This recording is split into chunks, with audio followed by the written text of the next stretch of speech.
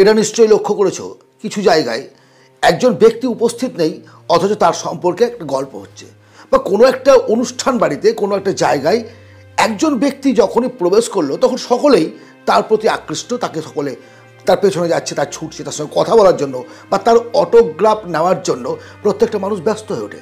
কেন? সেই মানুষটার মধ্যে এমন কি পার্সোনালিটি আছে যে কারণে প্রত্যেকে তার প্রতি আকর্ষিত হচ্ছে। তুমি নিশ্চয়ই চাও এমনটা তোমার সঙ্গে ঘটুক, আর সেটা যদি চাও তাহলে আজকের এই ভিডিওটি তোমার জন্য। আজ থেকে তুমি অন্যের পেছনে ছুটবে না। আজকের আলোচিত যে 5টি কথা তুমি যদি তোমার জীবনে মেনটেন করে চলো, মেনে চলো, তাহলে অবশ্যই তোমার পরিচিত অপরিচিত প্রত্যেকে তোমাকে এক্সট্রা প্রায়োরিটি দেবে। যদি সেটা পেতে চাও ভিডিওটি ভালোভাবে শোনো এবং নিজের জীবনে অ্যাপ্লাই করার চেষ্টা করো। পয়েন্ট নাম্বার 1, আত্মবিশ্বাস গড়ে তোলো। আত্মবিশ্বাস গড়ে তোলো, বিষয়টি বোঝো।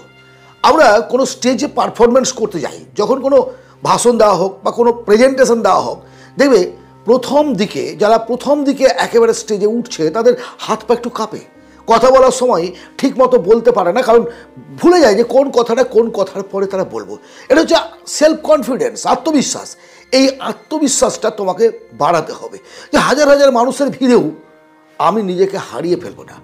আমার মধ্যে যে বিবেক আছে, আমার মধ্যে যে মনুষ্যত্ব আছে, আমার যে নলেজ, সেটাই যথেষ্ট আমার জন্য, এবং সেইভাবেই আমি নিজেকে মেলে ধরবো আত্মবিশ্বাসের সঙ্গে, প্রায়োরিটির সঙ্গে, গর্বের সঙ্গে যে আমার এই আছে। তোমার যেটা নেই মিন্স সৃষ্টিকর্তা যেটা তোমাকে দিয়ে পাঠিয়েছে তার বাইরে তুমি কিন্তু পাবে না। তোমার হাইট কম, তুমি সেটাকে লম্বা করতে পারবে না। তুমি অত্যন্ত বেশি লম্বা, তুমি নিজেকে মাঝারি করতে পারবে না। তুমি মোটা, তুমি পাতলা, তোমার কথা বলতে গেলে অন্যান্যদের মতো গম্ভীর ভলিউম নয়, এগুলো চেঞ্জ করার তোমার ক্ষমতা নেই।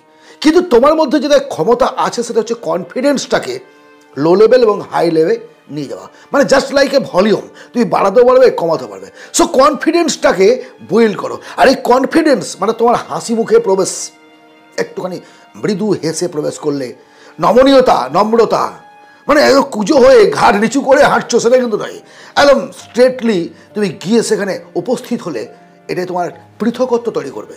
সেকেন্ড, পরিচ্ছন্ন এবং মার্জিত পোশাক পরুন। আমরা পোশাকের গুরুত্বটা বুঝতেই চাই না। আচ্ছা, তুমি কখনো যদি কোনো শ্রাদ্ধ বাড়ি যাও বা তুমি শ্মশানে গেছো, গোরস্থানে গেছো, সেই পোশাকটা কেমন হবে? আর তুমি কোনো বিয়ে বাড়িতে গেছো, অনুষ্ঠান বাড়িতে গেছো, কোনো পঞ্চরসের গান শুনতে গেছো, কোথাও তুমি যাত্রা দেখতে গেছো, সিনেমা হলে গেছো, সেখানে পোশাকটা কেমন হবে? একই রকম নিশ্চয়ই নয়, একই রকম নিশ্চয়ই নয়। এই বিষয়টাই আমরা বুঝে উঠতে পারি না কোন জায়গায় গেলে কেমন ধরনের পোশাক পরা উচিত। দামি হাইফাই রেটের ব্র্যান্ডেড জামা কাপড়ের কথা কিন্তু বলছি না আমি। চুজ অ প্লেস, যে জায়গায় তুমি যাচ্ছ সেই জায়গা অনুসারে, সেই স্থান অনুসারে, সেই সময় অনুসারে তোমাকে পোশাক পরতে হবে, পোশাক পরতে হবে।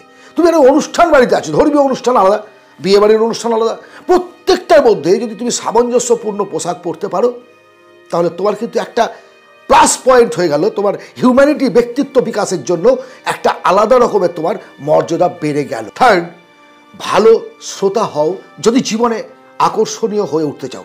এটা আবার কেমন ধরনের কথা? আকর্ষণীয় হয়ে ওঠার সঙ্গে ভালো শ্রোতা হওয়ার সম্পর্কটা কি? আচ্ছা, তুমি নিশ্চয়ই খেয়াল করেছো, যখন একদল বন্ধু মিলে গল্প করছো দেখবে কেউ বেশি কথা বলছে, সে কথা বলতে শুরু করেছে, আর একজন মাঝখান থেকে বলতে শুরু করলো। অ্যাকচুয়ালি এটা কিন্তু দোষ না, দোষটা আমাদের প্রত্যেকটা মানুষের মধ্যেই এই গুণটা আছে যে আমি আমার মনের কথাটা বোঝাতে পারছি না, খুলে বলতে পারছি না। আর ঠিক সেই কারণেই অনেক সময় আমরা বেশি কথা বলি এবং সেটা পছন্দ করি। শুনতে চাওয়ার থেকে বলতে চাওয়া আমরা বেশি পছন্দ করি। সেখানে যদি ইউনিক তুমি হতে চাও, মানে আলাদা কিছু হতে চাও, ভালো শ্রোতা হও, তুমি ভালোভাবে শোনো, বেশি বলার কোনো দরকার, হ্যাঁ না ইত্যাদি উত্তর, যেটুকু প্রশ্ন করলো তার অ্যান্সার দিয়ে দাও, বাকিটা তার শুনতে থাকো, মন দিয়ে শোনো। আবার এর মধ্যে কথা আছে, টিচার ক্লাস নিচ্ছেন বা কোনো একটা জায়গায় মিটিং হচ্ছে, কোনো একটা জায়গায় গেছে, কিছু শুনতে হবে, সেখানে হাতে মোবাইল নিয়ে আমরা স্ক্রোল করতেই থাকছি আর সামনের জন বকেই যাচ্ছেন, কি বললো বুঝে উঠতে পারছি না। যখন সেটা প্রশ্ন ছুড়ে দিল তখন নিজে হতভম্ব হয়ে গেলাম, তাই তো কি বলেছিল, কি হলো, অপদস্থ। তুমি নিজেকে অ্যাট্রাকটিভ করবে কি, তুমি নিজেকে দুর্বল, মেরুদণ্ডহীন করে তুললে, মানে একেবারে অযোগ্য করে তুললে। এমন ভুলটা করবে না। যতক্ষণ যে জায়গায় আছো সেই জায়গার প্রতি মন নিবেশ করো এবং সেই কথাগুলোকে হজম করো, সেগুলো যেন পরবর্তী ক্ষেত্রে তুমি রিপিট করতে পারো। এই ভালো শ্রোতা মানে তুমি জানবে রাস্তার একটা রাখাল থেকে, একটা ভিখারি থেকে কোটিপতি পর্যন্ত প্রত্যেকটা মানুষের মধ্যে না কিছু পাওয়ার আছে, কিছু গুণ আছে, কিছু জ্ঞান আছে। সেই কথাগুলো শুনতে থাকলেই সেটা কিন্তু তুমি হজম করতে পারবে। আর ঠিক অ্যাপ্রোপ্রিয়েট টাইমে, উপযুক্ত সময়ে সেগুলো তুমি তোমার মতো করে অ্যাপ্লাই করো। তোমারও সময় আসবে, বলার সময় তোমারও আসবে যে স্যার আপনি বলুন, আপনার কথা শুনবো। সেই সময় তুমি সব কিছু উগড়ে দাও না, উগড়ে দাও সব কিছু, নিজেকে প্রকাশ করো। আর ভালো শ্রোতা হও, ভালো শ্রোতা হও। আবারও বলছি, ভালো শ্রোতা ভালো একজন বক্তা হতে পারে। ভালো শ্রোতা হাজার হাজার মানুষকে বশ করতে পারে। ভালো শ্রোতাকে সকলে পছন্দ করে, কারণ তুমি তার মনের কথাগুলো শোনো। বোঝো আর না বোঝো, শোনো তো। নিশ্চয়ই লক্ষ্য করেছো, কোনো কোনো মানুষকে দেখে অনেকেই বিরক্ত বোধ হয়, বিরক্ত বোধ করে। কেউ আসলো, একটা আলোচনা চলছে, একজন আসলো, এতক্ষণ বেশ হাসি খুশি ছিল ভাই। যখনই সে ঢুকেছে, তার মনের মধ্যে একটা বিমর্ষ ভাব, হতাশাগ্রস্ত হয়ে গেল।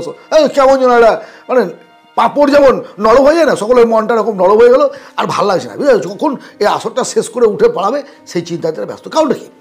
কারণ তার উপস্থিতিটা এরা পছন্দ করছে না। ফার্স্ট ইমপ্রেশনটা হচ্ছে সবচেয়ে গুরুত্বপূর্ণ। কেউ যখন প্রবেশ করছে, তার যে মুহূর্তটা, সেটাই কিন্তু ছায়া ফেলে দেয় আগামী 1 ঘন্টা 2 ঘন্টা 8 ঘন্টা যতক্ষণ সে থাকবে তার উপর। অ্যাট্রাকটিভ প্রেজেন্টেশন এটা খুবই জরুরি কিন্তু। আর এটার জন্য যেটা দরকার, তুমি যখন কোথাও প্রবেশ করবে, থাকবে একটু নম্রতা, একটু মুখে হাসি।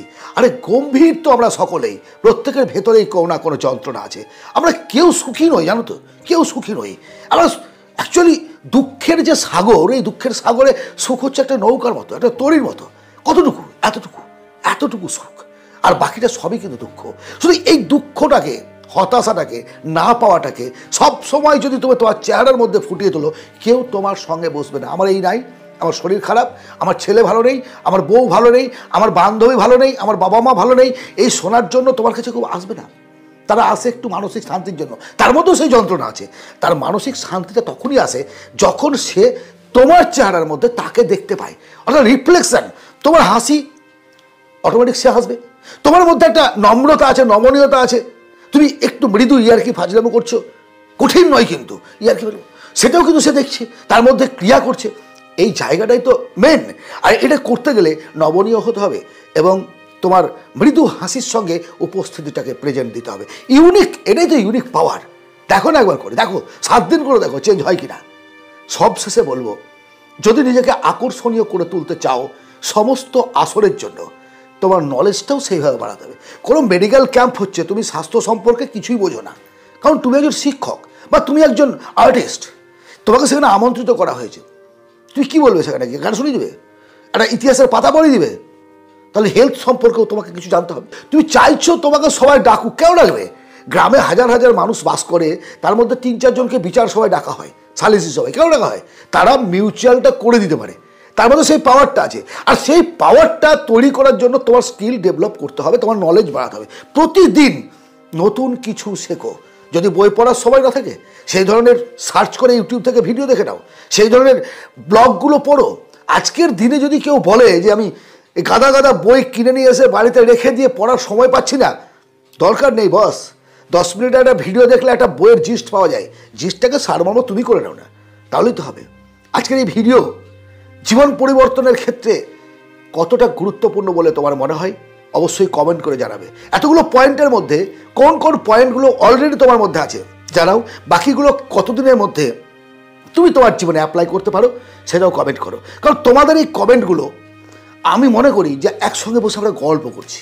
এই যে এতক্ষণ বকবক করলাম, তোমরা শুনলে, এবার তোমাদের বকবকটা কমেন্টের মাধ্যমে দাও না, আমি শুনি। এটাতে তো মতের বিনিময় ঘটে, ভালোবাসার বিনিময় ঘটে। যদি ভালো লাগে, এই ধরনের ভিডিও পেতে চাও, সাবস্ক্রাইব করে রাখো, শেয়ার করো বন্ধু বান্ধবদের মধ্যে। তোমার একটা শেয়ার আমার অনুপ্রেরণা। ভালো থেকো, পরবর্তী ভিডিওতে আবার কথা হবে। ধন্যবাদ।